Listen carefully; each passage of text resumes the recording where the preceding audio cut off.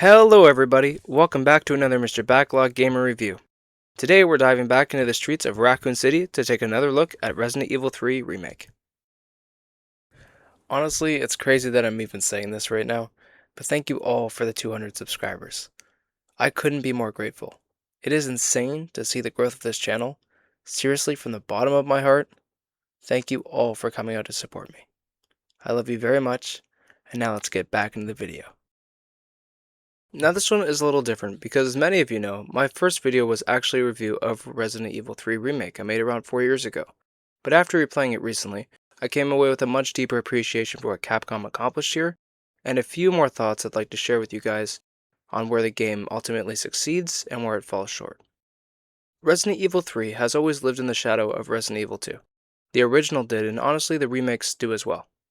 Between the comparisons to its predecessor, the cut content, and the debate surrounding Nemesis, this is a game that has sparked arguments among fans ever since its original release back in 2020. Bitch can't even swim. But after finishing it for a second time, I found myself asking a pretty simple question. Has Resident Evil 3 Remake been judged too harshly over the years? And personally, I think it has. Because while it may not be the definitive reimagining many fans would have hoped for, what remains is still an incredibly polished, fast-paced, and highly replayable survival horror experience that I genuinely loved coming back to. So grab your shotgun, keep an ear out for distant footsteps, and let's head back into Raccoon City as we take another look at Resident Evil 3 Remake.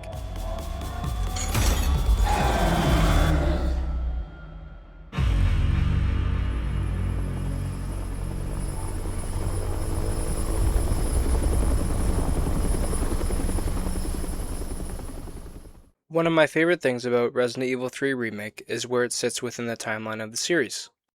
The game takes place roughly 24 hours before and during the events of Resident Evil 2, showing the immediate aftermath of the T-virus outbreak as Raccoon City collapses around its citizens. Throughout your journey you'll revisit familiar locations, hear references to events occurring elsewhere in the city, and occasionally catch glimpses of the wider disaster unfolding beyond Jill's story. I've personally always loved experiences like this. There's something incredibly satisfying about revisiting events from another perspective and seeing how different characters experience those same events. It makes the whole world feel way larger and significantly more believable, while fleshing out the narrative in ways that a straightforward sequel simply can't accomplish. If anything, I wish Capcom would have leaned way more into that aspect. For example, a few additional scenes showing crossover moments with Resident Evil 2, or further connections between the two stories, could have elevated the remake considerably, and made Raccoon City feel even more alive during its final hours. The story itself is surprisingly strong and far more character-driven than many people remember. This isn't just another zombie outbreak story. At its core, it's a story about survivors trying desperately to hold on to their humanity while an entire city dies around them. Jill begins the game suffering from the trauma of the Spencer Mansion incident, and a frustration with Umbrella's ability to operate above the law is immediately apparent. She isn't the somewhat stoic Jill from the original game anymore. This version feels angrier, more exhausted, and far more human. Meanwhile, Carlos serves as an excellent foil to her cynicism. As a member of Umbrella's biohazard countermeasure service, he enters the story from a very different perspective than Jill. What could have easily been a one-dimensional soldier archetype instead develops into one of the game's strongest relationships. Watching these two characters gradually learn to trust one another amid the collapse of an entire city gives the story far more heart than many people give it credit for. We'll be back. It's all right, you're going ahead. I'm not gonna die on you, leave you in a cold, cruel, Carlosless world. Okay. The supporting cast is memorable as well. Mikkel, Tyrell, and even Nikolai all play their roles effectively, with Nikolai in particular serving as one of the franchise's more underrated antagonists. His cold and willingness to sacrifice anyone for profit makes him almost as dangerous as the monsters roaming the streets of Raccoon City. Now, unlike Resident Evil 2, which featured entirely separate campaigns for both Leon and Claire, Resident Evil 3 actually intertwines Jill and Carlos' stories into one continuous narrative. Many reviewers pointed to this as a weakness because it results in an overall shorter runtime, but honestly I never saw a problem with it. The campaign lasts roughly 5 to 6 hours on a first playthrough, and in an era where games regularly stretch themselves to 30 or 40 hours through repetitive objects and unnecessary filler, There's something refreshing about a game that understands exactly how long it needs to be. Resident Evil 3 arrives, tells its story, delivers memorable moments, and exits before it ever overstays its welcome in any capacity. Another area where Resident Evil 3 Remake deserves far more credit is its locations and environmental design. While the original game featured more areas overall, the environments that made it into the remake are some of the most atmospheric and visually impressive in the entire franchise. Downtown Raccoon City in particular is absolutely phenomenal.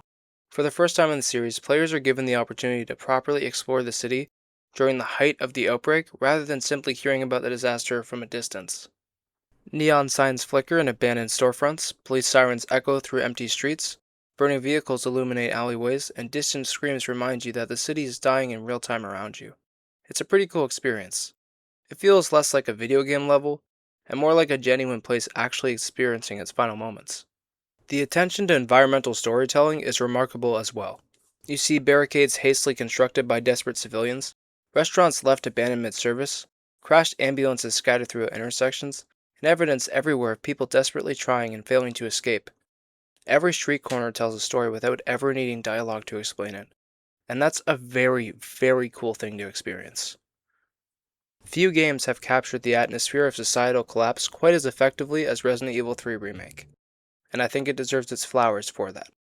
The subway station quickly becomes a memorable hub area that ties much of the early game together, giving players a central objective while encouraging exploration throughout the surrounding districts for supplies, upgrades, and shortcuts. Then there's the hospital sequence, which is honestly one of my favorite sections in the entire game. The dimly lit corridors, distant groans echoing through empty rooms, and overwhelming waves of infected create an incredible sense of tension. Carlos's defense of the hospital in particular feels desperate and chaotic in all the right ways, and serves as one of the campaign's most memorable action set pieces. The hospital also manages to strike a perfect balance between survival horror and action, forcing players to carefully manage resources while under consistent pressure from increasingly dangerous enemies.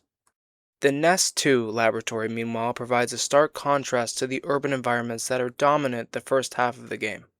Cold white corridors replace burning streets, sterile research facilities replace abandoned shops, and players are given a chilling reminder that the outbreak consuming Raccoon City wasn't some natural disaster, but the direct result of human greed and corporate negligence. Sounds familiar, doesn't it? Anyway, that's all. Thank you all for watching and supporting me.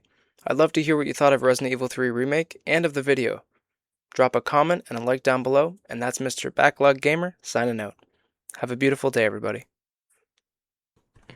Once again, I'd like to say thank you all for the 200 subs. I cannot believe we've progressed this far, and I genuinely couldn't be more grateful. I hope to keep making content you all enjoy, and I know these reviews are far from perfect, but I hope in time they'll progressively get better and far more entertaining. Until that point, I'm Mr. Backlog Gamer, signing out. Thank you all for watching.